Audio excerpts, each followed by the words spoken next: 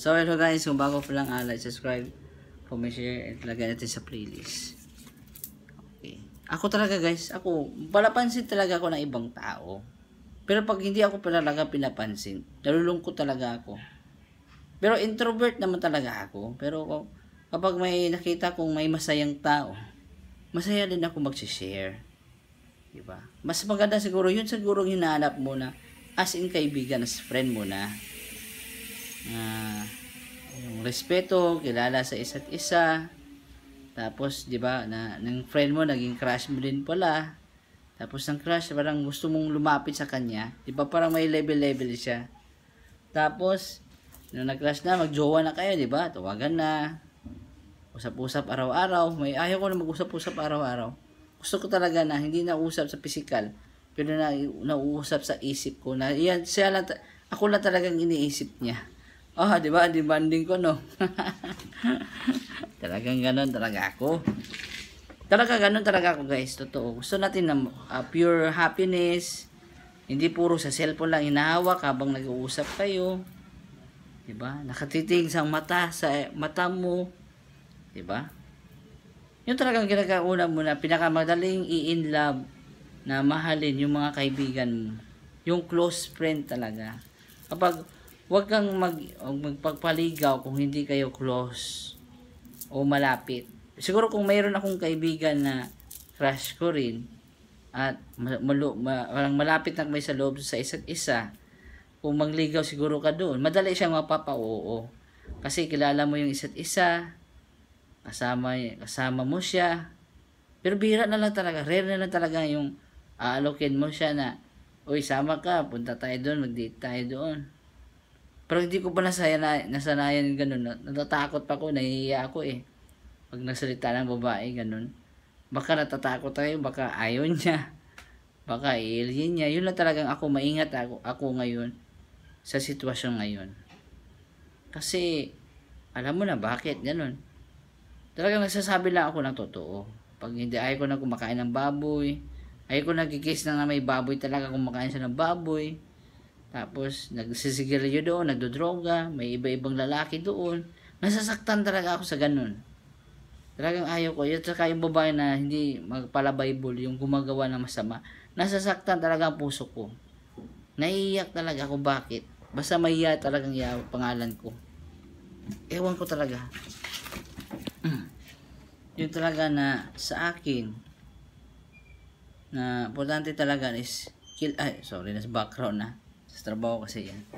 Maganda talaga na kilalanin natin yung sarili natin. Diba? Unawain at intindihin yung sarili. Minsan siguro, baka kulang tayo ng love. Yun na, hinanap natin ng love sa ibang tao. Baka, hindi masama ang mag-love, magmahal ng ibang tao. Ang masama, magmahal ka ng maling tao.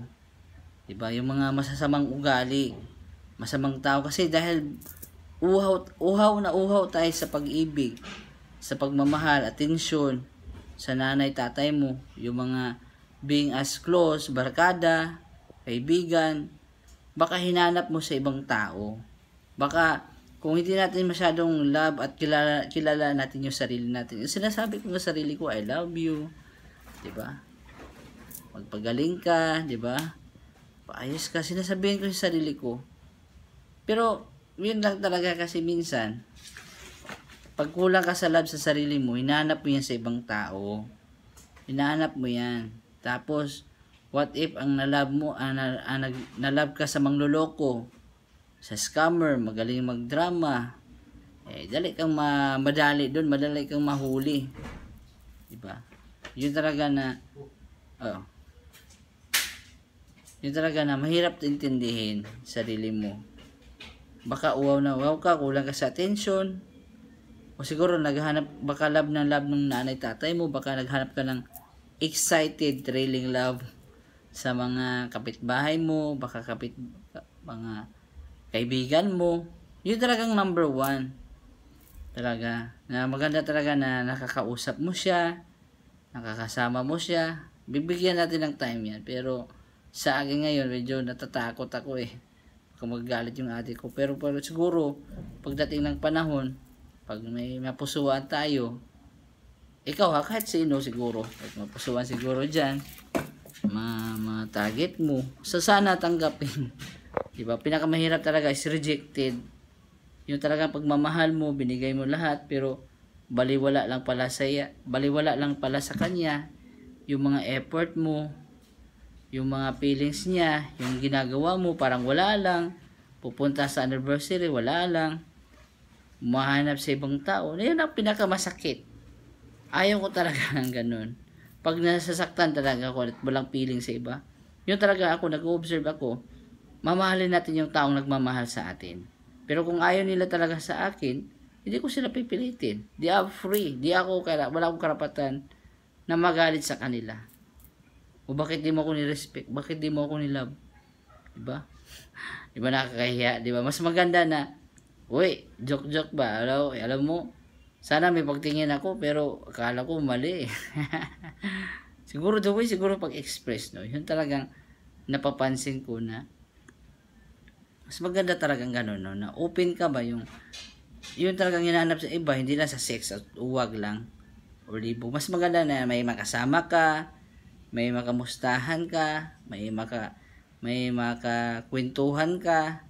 Siguro yun naman talaga eh. Kasi hindi naman siguro tayo na design na nagsusolo lang, nag-alone ka lang. Alone! Nagsasarili ka lang sa sarili mo.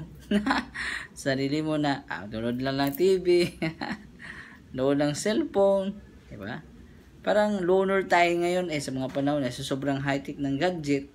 Parang ina-idolize natin yung cellphone Diba? Hinahawakan natin. Ako, dito lang ako sa YouTube para mag-share ng good vibes, good energy.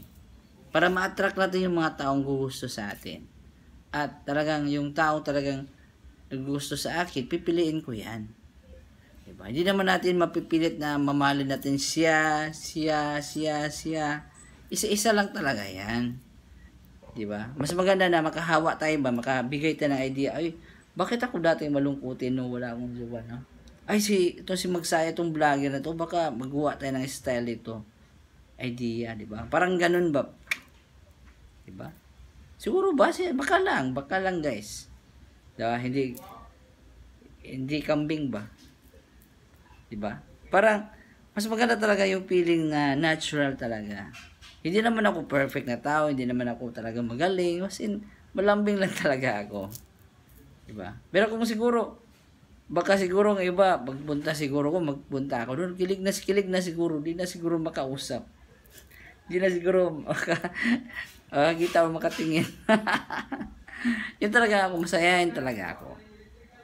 Yun talaga na ako, masasabi ko na, mas maganda talaga na, yung talagang masayahin, yung kasama mo na, ang pinakamasayang feeling, na makasama mo yung mahal mo na, mahal ka rin, di ba? Mahal mo, at mahal ka rin niya, di ba? Pero siguro kung mahal mo siya, din ayaw, iba yung mahal niya, napakasakit yun. Di ba? Hindi yun love hug. Parang pinalo ba? Di ba? Parang, ramdam mo, parang pinalo ka sa sakit Pero inaamin ko talaga, sample may crush ako. Sample lang naman, sorry lang naman to Then, gusto ko siya, pero iba yung gusto niya. Sabi ko, hindi ba to para sa akin? Marami akong panahon na ganun Tingin-tingin ako, manang maganda. Siyempre, may mata tayo na-attract tayo Normal lang, tumingin naman, wala naman ibang nangyari. Pero nung, yung nakita mo siya, iba pala yung pansin niya, alam ko, naramdaman ko yung ganun. Maraming beses. Sa edad ko na 35, hindi pa ako naibig noon. Meron din. Meron akong nagustuhan na crush. Pero ang crush ko, ibang gusto niya. Siyempre, mahirap Mahirap na, akin ka na lang. Ang iba naglulumay pa tawag ito. Yung napupunta pa daw sa Sikihor. Kasi para daw, may mga magic daw na makuha mo daw ang babae. Pero masasabi ko, mahirap talaga siya. Pero, yun lang talaga na mahalin natin. Totoo yung sabi talaga, the greatest love of all is easy to achieve.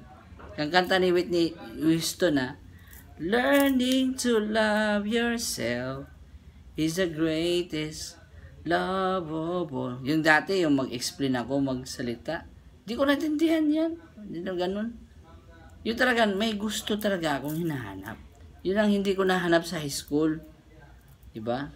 Kasi alam ko, parang ako lang yung Messianic eh. Tapos, pupunta sa Messianic, choosy naman nila. Hindi, malambing ako sa personal, pero hindi naman ako attractive na parang artista eh. Para pimpos ako, mapayat, maitim ang itsura. Ngayon lang tayo maputi yung mukha natin. Noon, di ako talaga ako napapansin. Totoo. Yung ngayon, pupunta tayo sa jeep, mapatingin na lang ibang tao. Sabi ko, bakit sila tumitingin sa akin? Sanay na akong pangit ako eh. Joke lang. Joke lang. Sanay na ako joke ko eh. Napangit ako sa sarili ko eh. Parang isip ko, para akong black American eh. Parang itim-itim ko eh. Hindi ko tumitingin kung may tsura, mapogi ba yung tsura ko, maraming pimples. Wala na eh. Wala na akong pakialam sa itsura eh. Bibigla na lang ko one day. Uy, brother, parang blooming ka yata. Ay, totoo ba yan, brother? Salamat naman.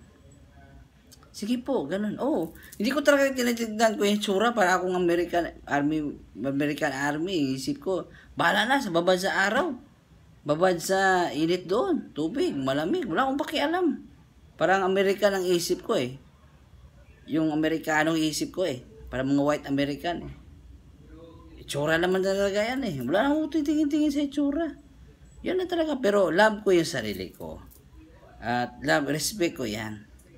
Yun talaga na, mahirap siyang explain. Mahirap kasing akitin yung taong mahal mo at gusto mo. Inaamin ko yan. Talagang maraming beses din ako nabigo. Na parang target mo eh. Sana sa akin na yung lalaki na yan. Sana sa akin na yung babae, baka habang ka siguro nanood, no? Grabe siguro mong tawag kilig mo, no? Sana mawala akong si Naruto. Si Kabibusi Technique. Pero wala naman talagang ganong reality, eh. Diba? Sana ikaw na lang. Sana ay ikaw na nga. Sana nga eh. Pero wala ako, sa sana ko eh, wala ako, sana eh. Ganito, sana may kausap, sana ganito. Sana ganito, sana.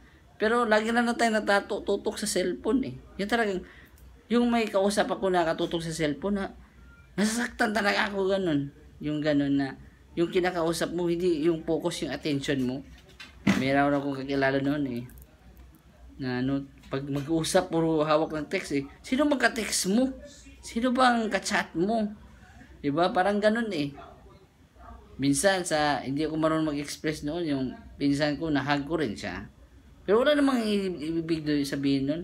Nag-amin pa daw siya na hindi daw kami relative. Pero sabi ko, relative talaga yun. Marami talaga noon, pero ganun ako ka-choosy guys. Sa totoo lang. Ganun ako ka-choosy. Totoo yung sinasabi ko. Parang sabi niya, mapapanis ka na. Wala na ang kalendaryo, ubos na ang panahon. Sabi ko, okay lang. Tanti lang dito, di ba? Para akong si Luffy ba? Yung sa One Piece. Wala pa kialam. Para akong pirata eh. Ang ultimate goal ko eh, si Luffy eh. Sige, pirate ako eh. Di ako natatakot eh. Para ako si Luffy eh. Payat-payat ng kamay ko. Diba? Ang buko, para akong lusyang eh. Wala akong pakialam dyan. Ang buko straight, diba? Parang si Luffy nga sa One Piece, diba? Blue lang damit ko, pero mag-red to, para si Luffy eh. Payat ng kamay ko. Ang salita ko, matingis yung boses ko, yung tawag ito. Diba? Adventure ako at saka ambitious person ako eh. Hindi. Gusto natin na mag-explore sa mundo. Natin explore natin yung mga bagay hindi natin alam, diba? Pero sa totoo lang talaga. Ganun ako mag-isip eh, out of imagination eh. Parang si Barney na imagination na. Sa totoo lang po talaga guys, totoo lang. O, diba? Parang, hindi pa ako lasing. Parang lasing na ako eh. Diba? Totoo talaga ako eh. Yung iba, kailangan maglasing para maka-express yung feeling nila, diba? Makaisip ng maayos. Ako hindi na. Para akong masaya lagi eh. Itong selenite, itong puti na suot kong bracelet. Para na tayong lasing dito eh. Para tayong tatalino dito eh. Pero pag wala talaga akong itong bracelet na suot ko, necklace, talagang matamlay ako, malungkutin. Totoo po talaga. Talagang matagal, so long time. Mahirap maghintay, di ba? Pero kung pinakamahirap sa buhay, yung taong hindi makahintay, di ba? Mahirap maghintay, pero yung tao, it's hard to wait. But the greatest hardship is people do not do not, walang patient, hindi makapaghintay. Cannot wait. Ngayon na, ngayon, di pwede na. Bukas-bukas na, siguro, may mga bagay na diretso makuha, may mga bagay na matagalan. Hindi lahat ng naisip mo, siguro. Sabi nila, ikaw na lang sana, no? Paano na yan, agawin tayo? Marami nang aagaw diyan.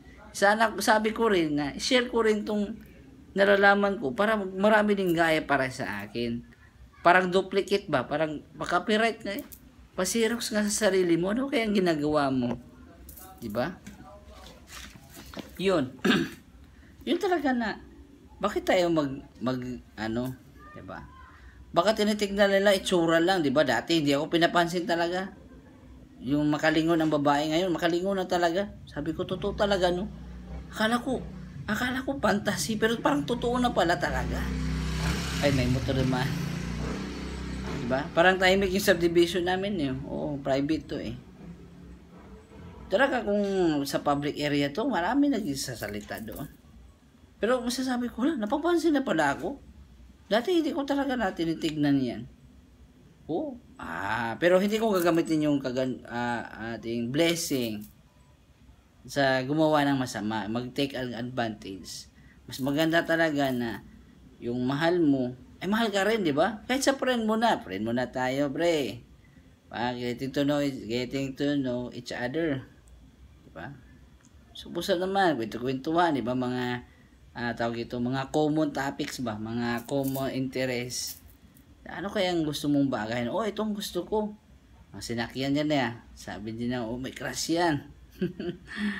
Yun talaga na ako masasabi ko talaga na, sarap yan. Mahal, no?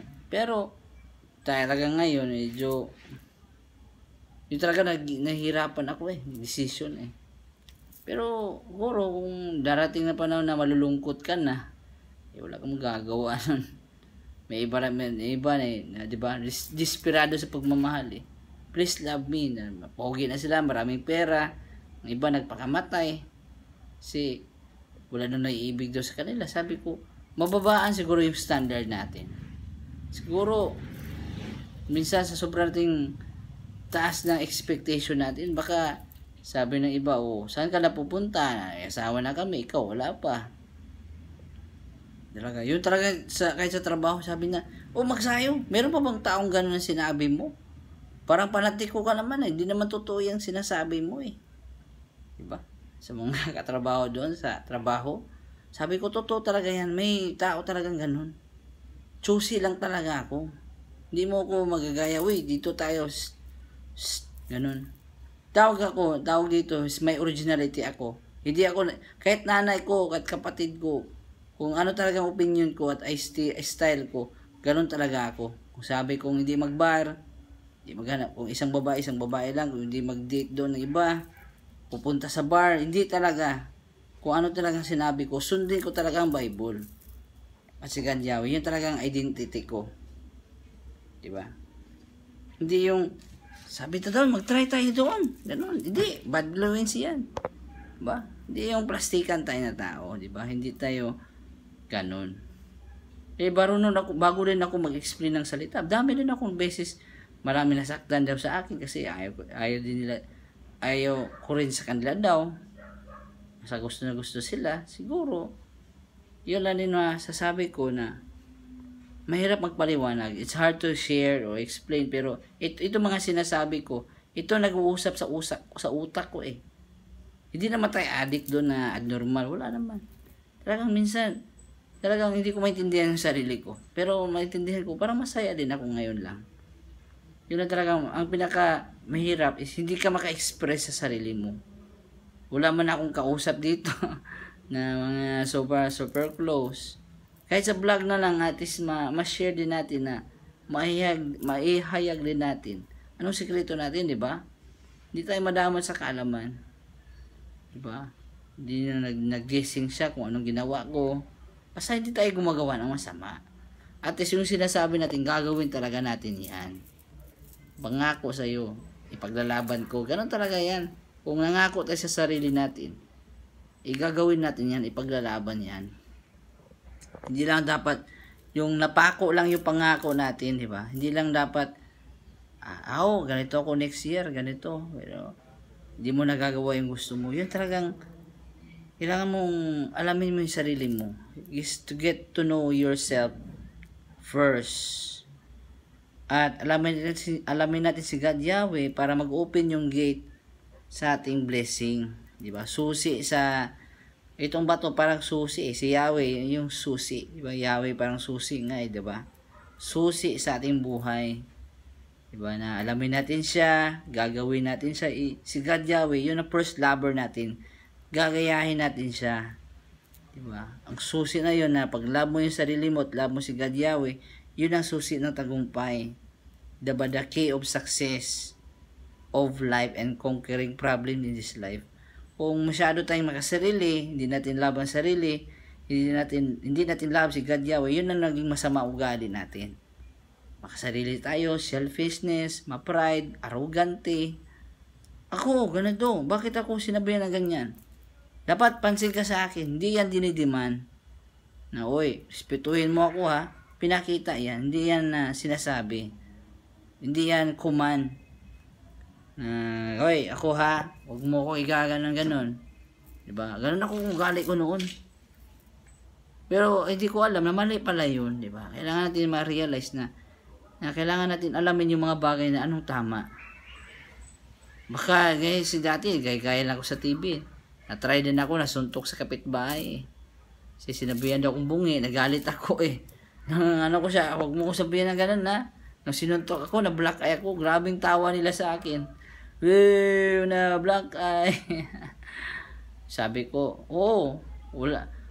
Okay lang, ako napahiya ako, maraming beses ako napahiya sa buhay ko Pero yung nagkausap na babae na sobrang close, wala ako masyado. Wala. Kasi ayaw nila parang magsalita daw ako, hindi daw nila naintindihan. Overload ang utak nila. Yun talaga na mahirap basahin. Ang kada tao iba-iba kasing ugali. Iba-iba pananalita, iba-ibang style. Kung siguro, kung may magustuhan kang tao, hanapin natin na paano sila maakit. Hindi yung plastikan tayo or show off. Diba? Show off.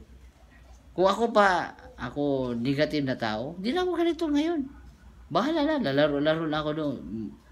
Wrong expression Magsobrang cellphone doon. Wala na akong kausap explorer lang Diba? Mas maganda na alamin natin yung sarili natin. Alamin natin si God Yahweh, yun ang susi sa life natin. Diba? Hindi yung masyadong sarili lang. Diba? Pangit din yun na pag love natin si God Yahweh, love din natin yung buhay natin. Reflection ba? So, kung ano ang ama natin na sa Bible na si God Yahweh, yun din ang gagawin natin sa Bible. Hindi na, pinako na yan sa cross. Okay na kumain ng baboy. Yun talaga na ako, debater ako Sabi pa sa classmate ko, pare daw ako, pastor. Masyado daw akong mabait. What if, wala namang makulong na maging mabait. Pero yung gumawa ka ng masama at kalokohan, ang loko ka doon, gumawa ng masama. Maraming nakulong dyan. Hindi gumagawa ng tama. Diba? At nagkukontra. Yun talaga na, iwasan natin gumawa ng masama. Kasi, minsan, yung ginawa mong masama, yun ang napapasama sa atin. Parang foreigner, no? Yun talaga, ganito talaga akong mag-express, diba? Pero sana kung ma-enjoy, diba? Yan sana talaga na, yun sana na, kay sarap ng may minamahal. Yun talaga. Masarap na di ba? Pero, maganda unahin yung sarili. Kasi, pag love mo yung sarili mo, susunod din yung ibang tao. Promise yan. Alagaan, maligo ka araw-araw. Mag-alagaan mo yung katawan mo. Kumain na ka ng maayos. Matulog ng maaga. Diba? Kumain ng healthy foods. At ito, gumamit ako ng mga shungite, mga vitamins. Diba? Yun talaga na, if you love yourself, it will reflect back to you. Uy, ang ganda niya, pogi niya, ang ganda na itsura niya. Ngayon lang ako nakaganda itsura ko Hallelujah, ngayon lang bumalik sa 20 years ago Parang na-course ako Sinawayan ko si kuya, ang pangit-pangit ni kuya. Yung pangit niya, napunta sa akin ngayon, nagsaway din sa akin na pangit-pangit mo. Sabi ko, salamat ka hindi ka pangit. Kasi ako, bago ako naging pangit ngayon, kasi, ano ko kanang manaway, tawag ito. Yung, nabubuli ako pangit. Pag may pimples Kailangan natin intindihin, unawain, bakit ganun siya. Di ba? Marunong tayo mga tamang attitude. Baka napapasa na siguro ang course. Hallelujah. So, like, subscribe, comment, share, love you, peace, love you all. Huwag tayo mahinayang na maging mabait. Don't be discouraged kasi lagi kang galit, lagi naiinggit, lagi kang silos, magpapangit yung hormone mo at wala pa tayong tamang vitamins. Huwag tayong gumaya ni San Goku na super sana, ganun akong isip ko Naging galit, bakang powerful. Pero mali pala yun. Ayan talaga na. Pangit laging galit. Pangit laging nalulungkot. Pangit laging naiinggit. Kailangan talaga na being socialized. Diba? Pero being socialized and being friend is the gateway to relationship. Diba? Kausap-usap din. Diba? Pag nakita ko nagiligyan, may feeling para sa akin, on the go na. Okay? Baka kayo na, di ba? Pero kung siguro ako, kung marami na mag-agaw sa akin, sino unahin ko? Joke lang. Like, subscribe, comment, share, love you, peace, love you all. Thank you po. Sana, kabibusit technique. Thank you po. Shalom po.